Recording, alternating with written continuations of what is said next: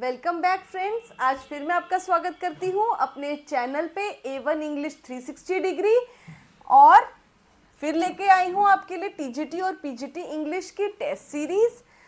तो आज इस टेस्ट सीरीज में मैं आपके लिए लेके आई हूँ टेस्ट नंबर 14 का लेक्चर नंबर 5, जो कि रहेगा विलियम शेक्सपियर के प्रीवियस ईयर के क्वेश्चंस पे बेस्ड।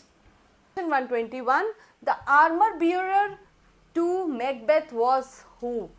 आर्मर बियरर क्या होता है? जो आर्मर मीन्स कवच, जो कवच लेके चलता था, यानी जो आर्म्स लेके चलता था। किसके आर्म्स? मैकबेथ के आर्म्स लेके चलता था, उसके हथियार लेके उसके साथ चलता था। तो इनमें से वो कौन सा था? A Siward, B Ross, C Angus and D Seyton. So it was D Seyton, जो कि उसका आर्मर बियरर था। And also Seyton was the person जिसने लास्ट में जो मैकबेथ है उसको ये न्यूज़ दी कि लेडी मैकबेथ की डेथ हो गई है और लेडी मैकबेथ मर गई है। ये न्यूज़ पहुंचाई किस तक? मैकबेथ तक ये न्यूज़ पहुंचाई सैटन ने। So he was the armour bearer, और वो ये लास्ट में ये न्यूज़ लेके किसके पास जाता है? मैकबेथ के पास, about the death of Lady Macbeth। ठीक है, और लेडी मैकबेथ को ही क्या कहा गया है? फोर्थ विच कहा गया है, चौथी चुड़ैल। Question 122 the total number of poems in Shakespeare sonnets is. Total number of poems कितनी थी शेक्सपियर के सोनेट्स में? सो was it 144 और 126 और 164 और D 154? बताइए बेटा, ये सबको पता होना चाहिए, मेरे पहले के लेक्चर्स में भी बहुत बार डिस्कस हो चुका है। जल्दी बताइए। It is 154, but yet 154 is also divided into many categories. Like ये भी फर्दर डिवाइडेड करा गया 154 को, और करा किसने है डिवाइड? और इसको कलेक्टिवली किसने छापा था? कलेक्टिवली इसको प्रिंट किया था थॉमस थॉर्प ने इसको कलेक्टिवली प्रिंट किया था इन 1609 में। और इसको सब डिवाइडेड करके अगर हम देखें तो सब डिवीज़न इसकी प्रॉपर तरीके से, if we see the subdivision, so it is 1 to 126 which was dedicated to William Herbert, जिनको अर्ल ऑफ साउथहैम्पटन भी कहा जाता है। 126 to 127 to 152 dedicated to Dark Lady। Moreover 153 and 154 last के जो दो हैं, ये दोनों डेडिकेटेड हैं क्यूपिड को, who is a Greek God of love.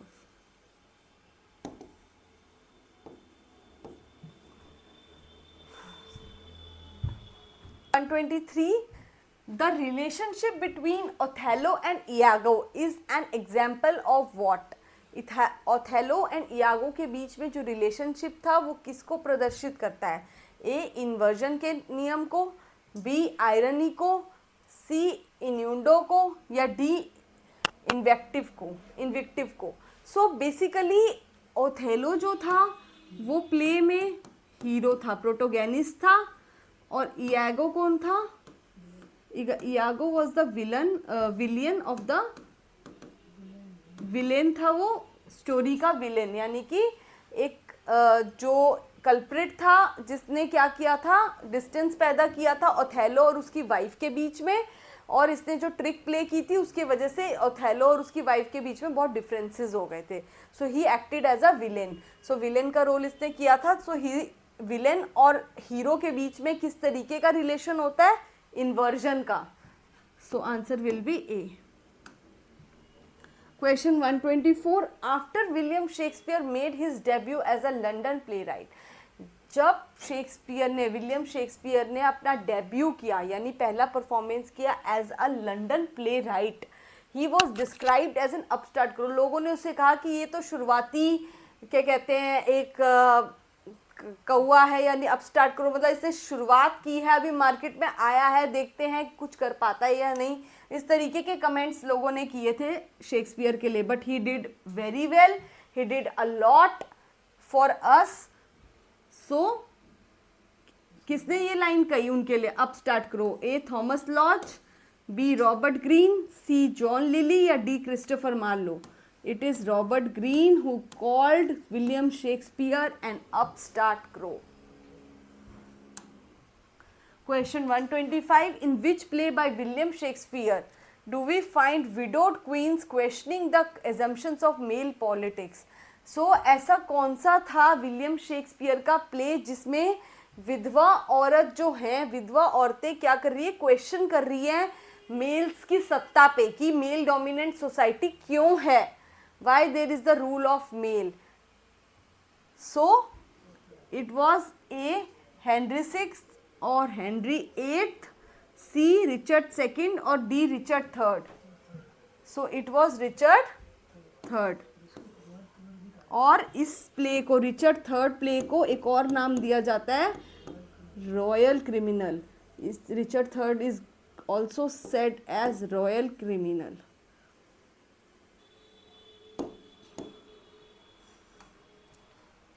Question 126. Ripeness is all occurs in what? मतलब राइपनेस, परिपक्वता ही सब कुछ है, ये किस प्ले में आता है? ए. मैकबेथ में, बी. किंग लियर में, सी. हैमलेट में या डी. जूलियस सीजर में? सो राइपनेस इज ऑल, परिपक्वता ही सब कुछ है, ये सबसे अपरिपक्व करेक्टर के लिए आता है, यानी सबसे इमेच्योर करेक्टर के लिए ही सबसे इमेच्योर करेक्टर है किंग लियर, और उसी के प्ले के लिए बोला जाता है कि उसका प्ले को बोला जाता है राइपनेस इज ऑल. सो इससे हम ये याद रख सकते हैं कि जिसमें किंग लियर है, सबसे इमेच्योर करेक्टर है, उसी प्ले को कहा गया है ripeness is all. So you can remember कि जो सबसे अपरिपक्व है उसके लिए राइपनेस यानी कि परिपक्वता ही सब कुछ है, ये कहा गया है. So he is an most immature, सबसे ज्यादा इमेच्योर पर्सन होता है ये. और ये लाइन इनके लिए राइपनेस इज ऑल किसने कही है? एडगर ने. Question 127. The Globe Theatre got opened in which year? A. 1585, B. 1593, C. 1599 and D. 1603. It is 1599. Globe Theatre got opened in 1599 and it was burned down. ये जल गए थे. It was burned down during performance of Henry VIII. During performance of Henry VIII. Henry VIII in 1613. और दोबारा कब बने थे? And rebuilt in 1614.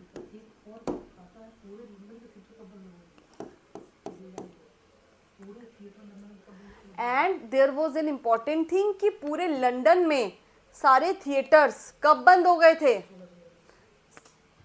All the theatres were shut down. So all the theaters were shut down in London in 1642. Shutdown of all theaters. और जब ये सारे theatres shut down हो गए थे एक बार को, फिर दोबारा ये सारे थिएटर्स खुले थे. कब खुले थे? in 1616 all were reopened after 18 years.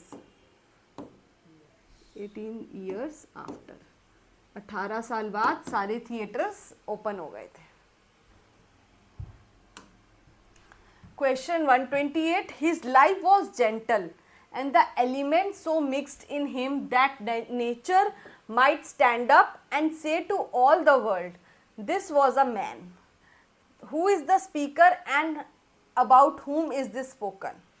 So ये लाइन का स्पीकर कौन है, ये लाइन्स बोली किसने और किसके बारे में बोली है. That his life was gentle and the elements so mixed in him, कि उसकी लाइफ बहुत जेंटल थी और कुछ एलिमेंट्स थे उसमें जो मिक्स थे. Nature that might stand up and say to all the world, this was a man. ये लाइन बोली थी मार्क एंटोनी ने. किसके लिए बोली थी?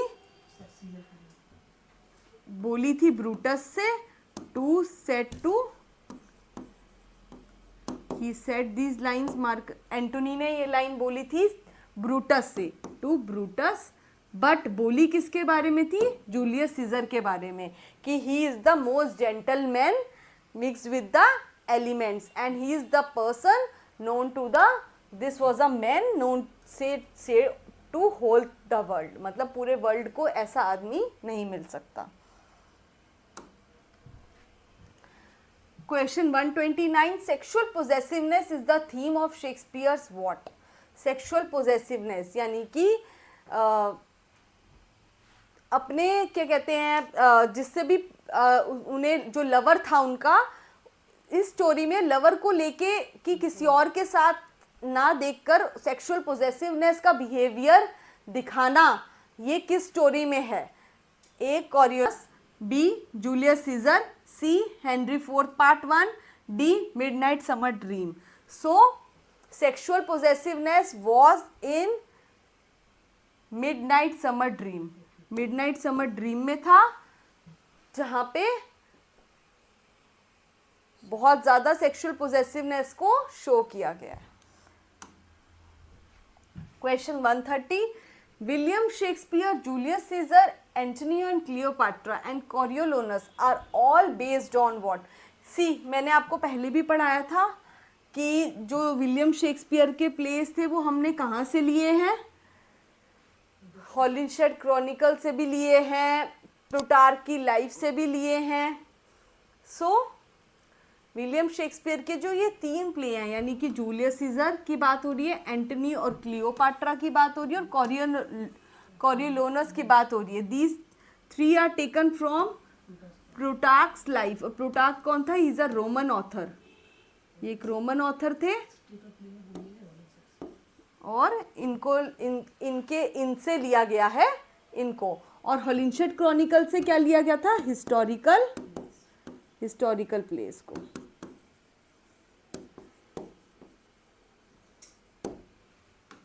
Question 131. Which Shakespearean play contains the following lines? Which lines? Dash there is a special providence in the fall of a sparrow. यानी कि fall of a sparrow से वो क्या कहना चाह रहा है? कौन कहना चाह रहा है? सबसे पहली बात, ये लाइन्स कहना चाह रहा है हैमलेट कहता है होरेशियो से, अपने बेस्ट फ्रेंड होरेशियो से. और वो ये कहता है कि जिस तरह की the fall of a sparrow, मतलब कि भगवान की हर चीज़ में मर्जी होती है, कि कुछ भी हो रहा है, कोई भी प्रोविडेंस यानी कि कोई भी स्पेशल प्रोविडेंस यानी कि कोई भी हादसा या कोई भी चीज़ घट रही है तो उसमें किसका हाथ होता है? भगवान का हाथ होता है. सो ये किसके बारे में, कौन से स्पेशल प्रोविडेंस की बात कर रहा है? Hamlet is talking this to Horatio. वो होरेशियो से बात कर रहा है, अपने बेस्ट फ्रेंड से. Said to Horatio. और किस बारे में बात कर रहा है? He is talking about the upcoming fight, जो उसकी लड़ाई होने वाली है. Upcoming fight with Laertes. Laertes कौन था? उसकी लवर ओफेलिया का भाई. हेमलेट की लवर थी ओफेलिया, उसका भाई था लेटिस, यानी एक तरीके से उसका साला लगा. तो उससे उसकी लड़ाई अपकमिंग फाइट होने वाली थी। एंड दिस ऑल्सो हेमलेट बताता है अपने दोस्त को कि जो भी होने वाला है उसमें भगवान की मर्जी है, अब जो होगा सो होगा। सो it is said bye Hamlet. Question 132. Which of these plays by Shakespeare does not use cross dressing as a device?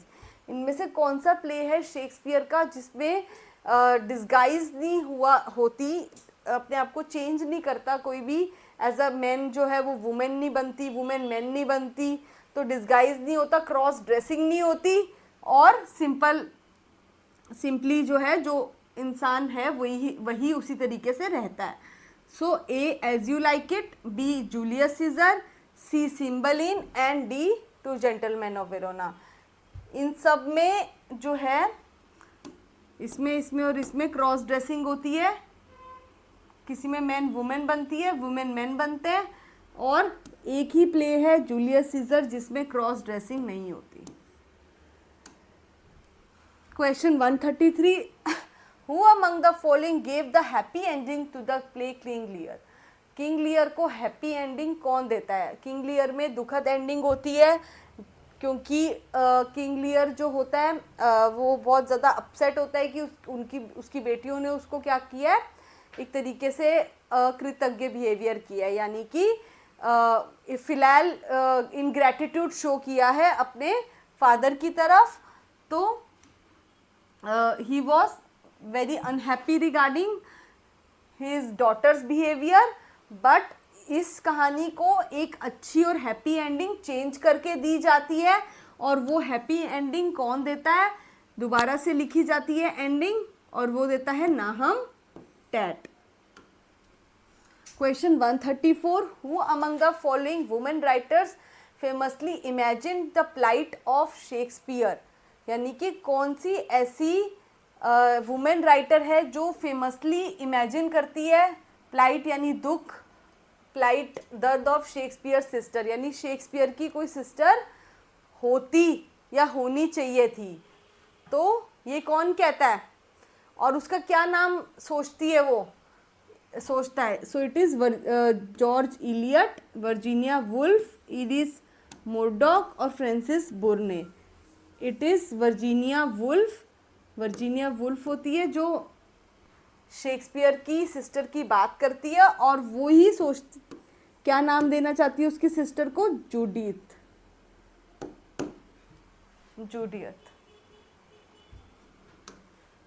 Question 135. In King Lear who among the following speaks in the voice of poor Tom? Poor Tom की आवाज़ कौन निकालता है किसमें? King Lear में। A Kent, B Edgar, C Edmund and D Gloucester. So it is B Edgar. Question 136. In Shakespeare's time who own the right to a theatrical script? किसके पास right था थिएटर की स्क्रिप्ट का Shakespeare के time पे? A the playwrights, B the acting company, C the printers and D the pattern of the company. So जो acting company थी उसी के पास सिर्फ हक था कि वो थिएटर की जो भी परफॉर्मेंस होने वाली थी उसकी स्क्रिप्ट जो थी वो किसके पास रहती थी? थिएटर के जो एक्टिंग कंपनी है उसके पास रहती थी script. 37. If you cannot understand an argument and remark it is Greek to me, you are quoting whom? A. John Milton, B. Dr. Johnson, C. William Shakespeare और D. Ben Jonson. So ये बात किसने कही है कि this thing is Greek to me? जो तुम बात मुझसे कह रहे हो ये मेरे लिए ग्रीक है, यानी मैं इस बात से अनभिज्ञ हूँ, मुझे ये बात नहीं पता। ग्रीक का मतलब ये एक तरीके का कोट है जिसका मतलब है कि मुझे इसकी जानकारी नहीं है जो तुम मुझसे पूछ रहे हो। तो अब ये बात पूछता कौन है, बताता कौन है? ये जो लाइन है ये कैस्का बोलता है, said by Casca. Said by Casca कब कहता है Casca? when he was questioned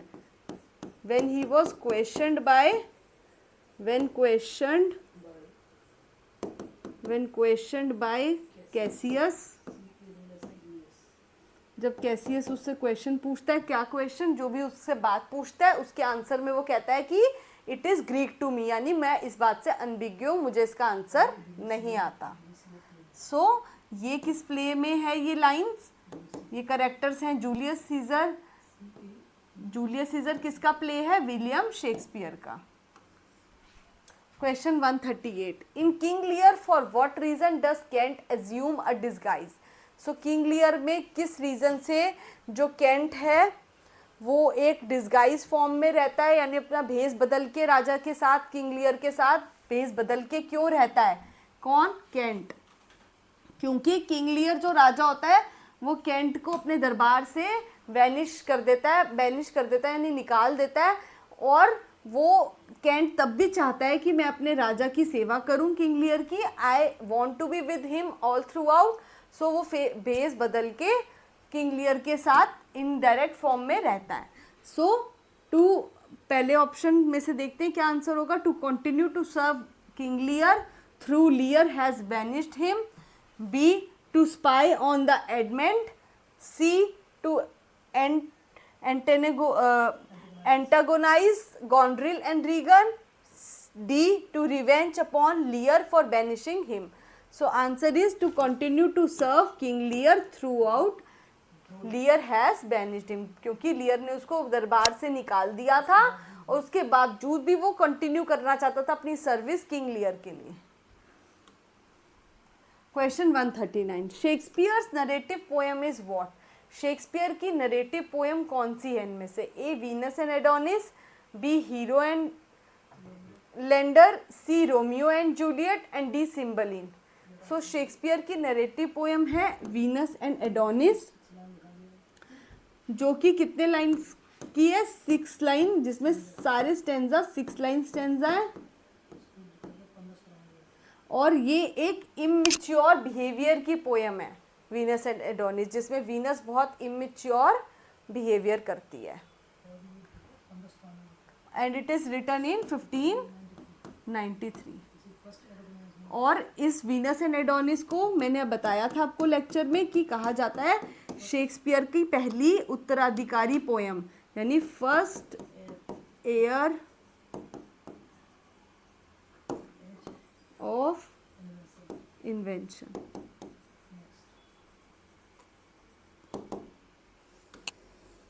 Question 140, Dr. Johnson defend Shakespeare's violation of the unities on the ground of what?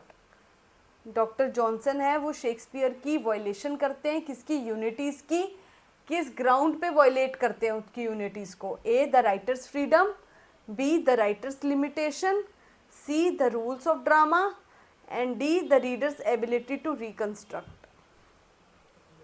So it is the reader's ability to reconstruct.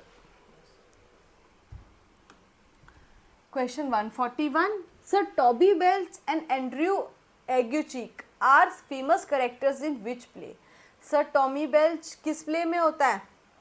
They both are the characters in which, A As You Like It, B Measure for Measure, C The Merchant of Venice and D Twelfth Night. It is they are the character in Twelfth Night.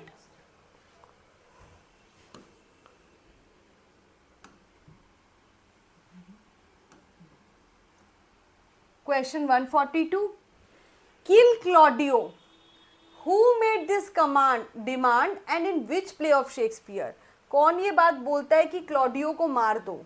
A Ophelia कहती है हेमलेट से, B Olivia कहती है twelfth night में, सी Jessica कहती है merchant of Venice में, या फिर बिट्रिस कहता है मच एडो अबाउट नथिंग में। So it is B D Beatrice in, Beatrice कहता है किसमें, मच एडो अबाउट नथिंग में। It is Claudio not Claudius, ठीक है। Kill Claudio is said by Beatrice in Much Ado About Nothing. 143, Shakespeare addresses the theme of dash in his sonnets. Shakespeare के sonnet किस theme को address करते हैं? A harmony, wealth, love and conflict को, B honesty, wealth, time and beauty को, C peace, time, beauty and wealth को, या love, beauty, time and loyalty को. It is D, love, beauty, time and loyalty, because it is also talking about the dark lady, also talking about the beauty, loyalty, everything. Conflict between the desire for vigilance and voice of consciousness that deals with the downfall of the tragic protagonist in Shakespeare. So desire for vigilance किस character के अंदर थी, यानी कि प्रतिशोध की भावना, प्रतिशोध की भावना. प्रतिशोध किस चीज का, अपने पिता की मौत का बदला लेने का प्रतिशोध किसके अंदर था. And the voice of consciousness, और एक अंदर कॉन्शियसनेस की भी वॉइस थी कि जिससे मैं बदला ले रहा हूँ वो मेरा कोई ना कोई अपना ही है, या फिर वो मेरी मदर से कनेक्टेड है, क्योंकि उसकी मदर ने मैरिज की थी उनसे. सो कौन था वो, A Hamlet, B Macbeth, C Othello and D Antony and Cleopatra. So he was Hamlet. Hamlet की जो मदर थी कौन थी, गर्टरूड, और इन्होंने शादी की थी क्लॉडियस अंकल से, और उसके अंदर ये कॉन्शियसनेस थी कि क्लॉडियस जो थे उसके चाचा जी थे, बट उसके फादर को किसने मारा था, उसके चाचा जी ने ही मारा था, यानी क्लॉडियस अंकल ने मारा था. सो ही, उसके अंदर एक प्रतिशोध की भावना भी थी, और एक तरफ अपनी मदर की वजह से he was being in the conscious dilemma, consciousness के डिलेमा में वो था कि वेदर ही शुड किल और not. So answer is a. Question 145. In the tempest, Prospero frees Ariel from the witch Sycorax, but has enslaved whom? So क्या करता है, Tempest में प्रोस्पेरो जो होता है वो फ्री करवा देता है किसको, एरियल को. किसके जाल से, चुड़ैल साइक्रेक्स के जाल में से. बट कैद किसको कर लेता है, ए स्टीफनो, बी बोट्सवेन, सी ट्रैंकोलो और डी कैलिबन. सो प्रोस्पेरो फ्री कर देता है एरियल को, बट प्रोस्पेरो किसको किसको गुलाम बना लेता है, कैलिबन को. From the Mark Antony and Octavius Caesar, who was the member of triumvirate which ruled Roman Empire. So triumvirate means तीन का ग्रुप था, तीन, ट्राई मीन्स थ्री, जिसमें तीन रूल कर रहे थे किसको, रोमन एम्पायर को. सो कौन कौन रूल कर रहा था, एक तो मार्क एंटनी रूल कर रहा था, एक ऑक्टिवस सीजर रूल कर रहा था, और तीसरा वो कौन सा बंदा था जो रोमन एम्परर को रूल कर रहा था, रोमन एम्पायर को. A Lepidus, B Enobarbus, B Pompey and D Agrippa. So it is Lepidus. Lepidus था वो तीसरा राजा. 147. Who is referred as Bellona's bridegroom by Ross? So Belona का ब्राइडग्रूम किसको कहा गया है, ए बैंको को, बी मैकडोनल्ड को, सी मैकबेथ को, या डी फिलेंस को. सो बेलोना कौन थी, बेलोना ग्रीक गॉडेस थी. She was the Greek goddess of war. ठीक है, ग्रीक गॉडेस थी वॉर की. एंड और इन्हीं के हस्बैंड को, इन्हीं के ब्राइड ग्रूम को क्या कहा गया है इनमें से, यानी कि जो ये गॉडेस थी, ग्रीक गॉडेस वॉर की, जो बहुत ही मतलब तेजी से लड़ती थी, तो उनका पति भी वैसे ही होगा उनकी तरह तीर लड़ने में. तो इस तरीके का तीर लड़ने वाला कौन सा करेक्टर था, it was one and only Macbeth. Shakespearean character था ये Macbeth. 148. Who was the hope drunk wherein you dressed yourself? What hope is Lady Macbeth talking about? किस होप की बात लेडी मैकबेथ कर रही हैं?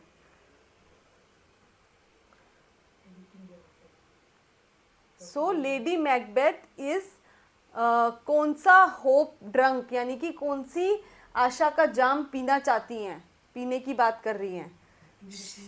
First to kill Macduff, second to be king hereafter, to get damned spot of blood, to Banquo's ghost. So b to be king hereafter. वो ये बात कह रही हैं क्योंकि अगर वो राजा बनेगा मैकबेथ तो लेडी मैकबेथ भी तो रानी बनेगी. तो वो यही जाम पीने की बात कर रही है. किसका जाम? इसी आशा का जाम कि वो भी राजा बनेगा तो मैं उसकी रानी बनूंगी. Question 149. Who is it in the As You Like It that tutors Orlando how to be a better lover? कौन ऑर्लैंडो को ये शिक्षा देता है कि लव कैसे करना है, क्या क्या बातें एक लवर को पता होनी चाहिए. सो लव की टीचिंग कौन देता है ऑर्लैंडो को? ऑर्लैंडो को लव की टीचिंग उसकी खुद की लवर देती है जो कि रोजालिंड होती है. और रोजालिंड किस फॉर्म में उसको टीचिंग देती है, शिक्षा देती है? जब वो अपनी डिस्गाइज फॉर्म में, जब वो आदमी की तरह भेस में बदली होती है. किसके भेस में? गैनीमेड के. So she is disguised as a Ganymede. और जब वो डिस्गाइज्ड होती है गैनीमेड की तरह तब वो शिक्षा देती है ऑर्लैंडो को, अपने लवर को, कि किस तरीके से प्यार किया जाता है. Question 150. The basic theme of the Tempest is. Basic क्या उद्देश्य है टेम्पेस्ट का? टेम्पेस्ट मैंने बताया था एक्चुअल घटना है, यानी रियल स्टोरी है. किसकी? एक आइलैंड की. कौन सा आइलैंड? बरमूडा आइलैंड की स्टोरी है. और बरमूडा आइलैंड जो है एक डेजर्टेड आइलैंड है. और शिपरैक की घटना है, यानी एक शिप के टूट के डूबने की घटना है. ठीक है. तो ये इस स्टोरी का क्या उद्देश्य है? A revenge and freedom, B freedom, C revenge and D forgiveness and freedom. So इस स्टोरी का बेसिक थीम है फॉरगिवनेस एंड फ्रीडम, यानी माफ़ी देना और आज़ाद कर देना. किसको आज़ाद किया गया इसमें? एरियल को एंड में आज़ाद कर दिया गया और कैलिबन को भी छोड़ दिया. किसने? प्रोस्पेरो ने. और माफ़ किसको किया? और माफ़ किसको किया? माफ़ कर दिया प्रोस्पेरो ने अपने भाई एंटोनियो को. एंटोनियो को माफ़ कर दिया क्योंकि उसने उसको बेदखल कर दिया था. किसको? प्रोस्पेरो को, प्रॉपर्टी से. बट एंड में आके प्रोस्पेरो ने सबको माफ़ कर दिया और आज़ाद कर दिया एरियल को भी और कैलिबन को भी. So thank you for being with me. You can join me on my YouTube channel, Telegram, Facebook and Instagram, that is A1 English 360 degree.